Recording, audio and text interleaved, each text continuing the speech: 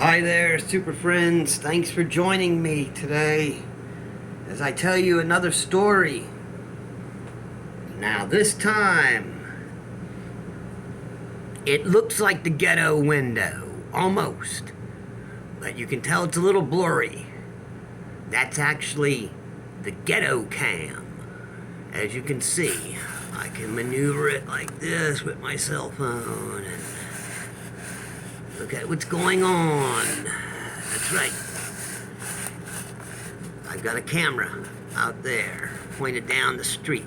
I try to keep an eye out for a lady down the road and anyone creeping up. So today I'm going to tell you another jailhouse story.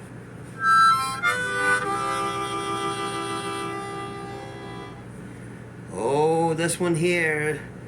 You're gonna love this jailhouse story. That's right. Oh, well, this one here, it was a bad situation.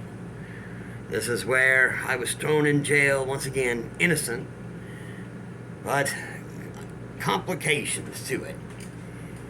What happened was, me and my brother, we had tried to contact police into finding a child molester, somebody who molested these little girls and also tried to mess with my own daughter. So we found out about it and the police couldn't find him. So we tried to go and hunt him down ourselves. So we did, we found him and we called the police and they wouldn't come. And, well, one thing led to another, and the peanut head wound up getting to a fight at first where I was trying to prevent fighting from happening at the time. But the peanut head wound up getting in a fight, and I had to jump in, and it became a big fight. You know, there was a bunch of crackheads, and we found the child molester, and it turned into a big fight. And myself and some Justice Crusaders were with me. And, well, to make that story short, myself, one of the Crusaders is dead now. And he was the original Red Diamond. He was with us. He saved me, too, because in that battle, I was happened to save my brother, the Peanut Head, from getting choked to death. And right when I was handling the one guy who's choking my brother to death, this other guy come with a 2x4 with nails sticking out of it and was going to swing it right in my back. And I don't think I could have moved fast enough. But the Red Diamond put out his arm and he didn't get the nails in his arm, but he stopped the board, and the guy swung it so hard later on I saw the Red Diamond had a big lump in his arm. Well, okay, to make this story short, because I don't want to go into too much detail about all that bloodiness and battle that went on, eventually the cops showed up, and there I was. I said, there he is, there's the child molester.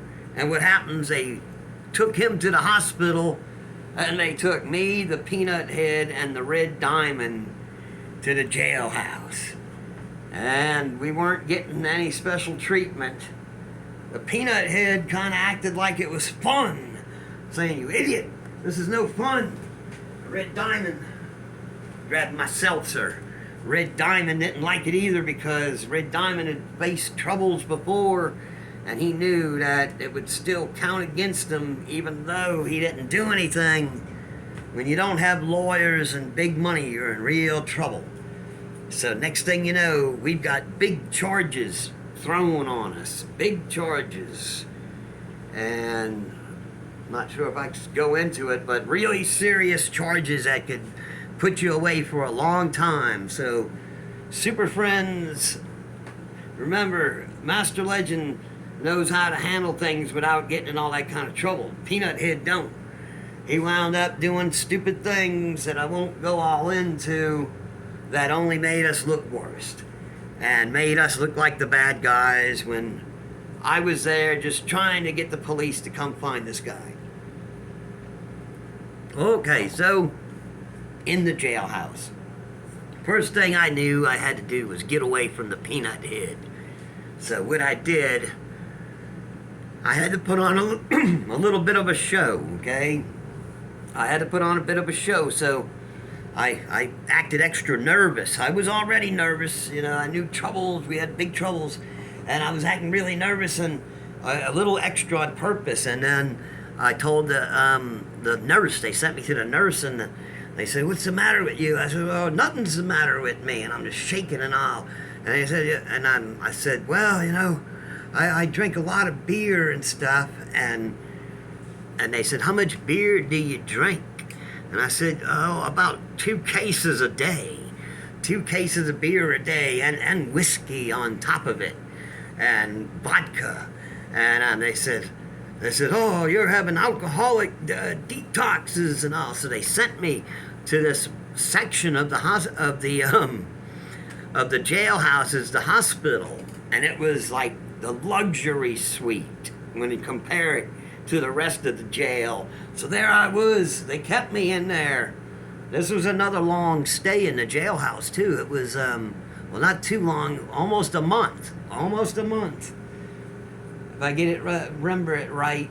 Well, anyway, yeah, we were there for a couple weeks at least. I just it's been a while. It seemed like a long time in there, but so we're in there. I'm in the luxury suite, and I got a bed that goes up and down, a button like the hospital bed I had recently, and I had a private shower, and things were clean, and the nurses brought me medicine to calm my nerves, and you could look outside the window. They kind of had somewhat of a view, and the people were all nice and friendly. And then I seen some of them were getting shipped to the prison, and they were trying their best to hold it off, but they were hauling them away. And this one guy, I'll never forget it, he's there screaming and begging for mercy and all, but whatever he did, I don't know. But he was going to the big house now, not the jailhouse, but the real serious big house. That I'm glad I never seen that. I can tell you jailhouse stories, but no prison stories. Don't have any prison stories, and I hope never to have any of them, because the jailhouse is bad enough. It's another reason I'm making these videos, so you don't want anyone out there thinking jailhouse is fun. No, it's not. Bologna sandwiches, you better be prepared just to eat plain old, green and gray bologna. And if you're lucky, you get a little mustard package. And you gotta eat it fast, because the bread goes stale right in your hand and turns rock hard right in your hand. And the other food, it looks like somebody threw up on the plate. It's like just throw up. And it I hate to tell you, it tastes like it too. Oh, it was disgusting. And then I remember around when I first got in there, they put you in this one holding cell, and they served out some lunch. And it was some kind of noodles and red sauce, but I don't know if it was meat or anything, but I ate some of it. I ate what I could. I was like, oh, it's disgusting. The guy says, I'll eat it, and he gobbled it up. And then he went to the garbage can, and he starts grabbing up plates and eating up everything that he could. And he hadn't left any little scrap or nothing. And I'm looking at him, and we were talking for a while. He's a good, nice guy. And he says, it's called survival. And so I made a song about that a long time ago. I'm still working on that one. It's called Survival. He was eating, and the slop was running down his face, and I tell you. And then there was the mean CEO woman. You know, they're all tough and all. They loved yelling at men, and they're in the men's part. And then they up against the wall. So I'm trying to get up against the wall, and like I'm supposed to know, and she's swinging a bat at me, and I sit up against the wall. I said, what wall? How am I supposed to know? And then and how's anyone supposed to know? And so anyway, that was one of the things happened there. Then I got shifted over into the bigger section, where I was in this one cell, and everybody was talking and talking. Now there was no tobacco or anything in there, but they had coffee. So there was people that were you know, drinking up as much. They got commissary. As usual, I didn't have anything. I had a little money in my wallet, so that I did get some stuff, but it wasn't much. Here's what happened there. This is the funny part. It took forever for me to get it. I ordered it, and it took forever. And the time I finally got it, a sausage thing and some crackers and all that, then I got taken out of there, and they wouldn't let me keep my stuff, so I had to give it all away. So there you go. But then also up in that cell, I was in there, and they wouldn't shut up all night long, and I couldn't take it. There was no chance, no sleep, no shutting up at all. So finally I started saying some words, ancient words that I know from back in my witchcraft days. And I started saying these words, and it shut them all up.